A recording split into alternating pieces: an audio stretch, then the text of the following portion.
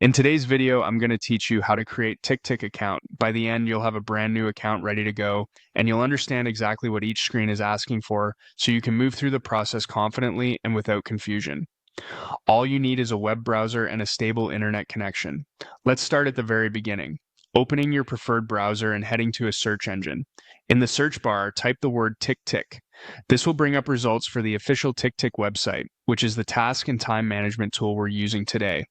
On the results page, look for the listing that clearly points to TickTick.com.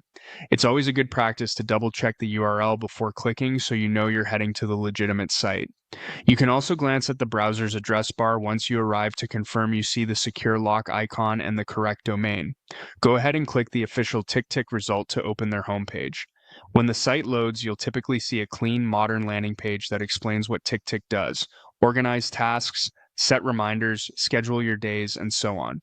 What we want right now is the link that gets you started with a new account. Usually you'll find a button or link that says sign up for free, often in the upper right corner of the page or prominently placed in a banner.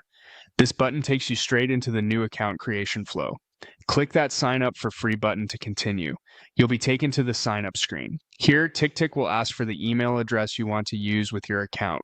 Type in an email you have regular access to and that you plan to keep for the long term because this becomes part of your login and account recovery. Take a moment to check for typos. Small mistakes in an email address can cause issues later, like not receiving important account messages. If you're choosing between a personal and a work email, consider where you intend to use TickTick the most. For personal productivity, many people prefer using a personal address so their access isn't tied to a workplace. Keep things secure and private. Do not share your email publicly and avoid entering any sensitive information that isn't explicitly requested. Next, you'll create a password. Enter a strong, unique password that you haven't used on other sites. A good approach is to use a long passphrase with a mix of words, numbers, and symbols, something that's easy for you to remember but hard for others to guess. If you use a password manager, this is a great time to let it generate and store a secure password for you.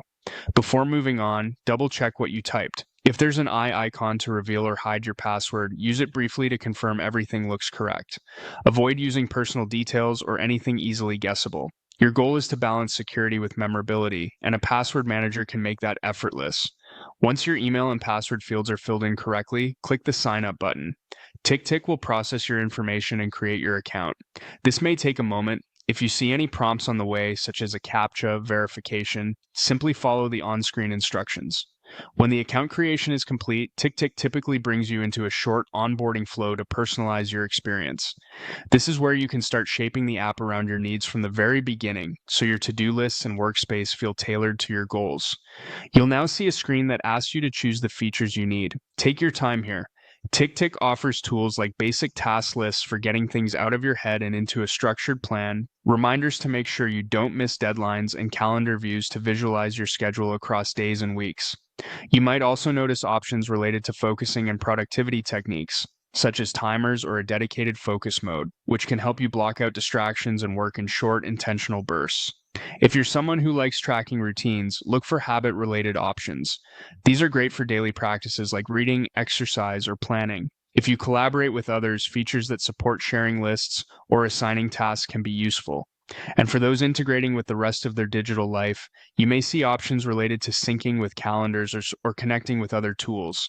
The point of this screen is to let TickTick know how to tailor the app from the start, what views to highlight, what features to surface, and how to streamline your first-time experience.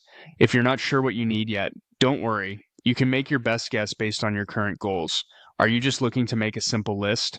Choose the basic task and reminder options. Are you planning to organize your days with a calendar? Include calendar features. If deep work sessions are a priority, pick focus tools. The choices you make here are not permanent and can be adjusted later in settings.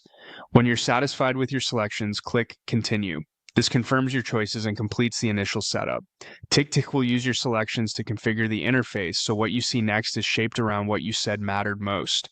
You should land in the main workspace, often starting with an inbox or a default list where you can add your first task. Even if you're presented with a short guided walkthrough, you're already done creating the account itself. From here on, it's just about learning the layout at your own pace and gradually layering in features as you become comfortable. If you prefer not to make any feature selections right now, you can choose skip instead of continue. Skipping is completely fine and won't block you from using TickTick.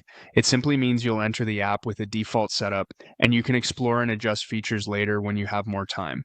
Sometimes skipping can be a good approach if you want to get straight into the workspace and start adding tasks without extra decisions up front. Whichever option you pick, continue after selecting features or skip to come back later, you'll still end up with a fully created account and access to TickTick's core functionality. At this point, you've successfully created your TickTick account. To recap the journey you just completed, you searched for TickTick, opened the official site, clicked sign up for free, entered your email and a secure password, and created your account. Then you either personalize the app by choosing the features you need and clicking continue, or you bypass setup by clicking skip. That's all it takes to get from zero to a working TickTick account. As you begin using TickTick, keep a couple of quick tips in mind. If something doesn't look right or you want to explore more, look for settings or preferences in the app to tweak notifications, themes, or integrations. If you ever need to refine your feature set, return to the onboarding options or explore the features menu to enable what you skipped. And remember, your account security matters. Keep your password safe, avoid sharing credentials, and use two-factor authentication if you see it offered in the security settings. You're ready to go. With your account created and your initial preferences chosen, or skipped for now, you can start capturing tasks, scheduling reminders, and organizing your days. Thanks for following along and enjoy your new TickTick setup.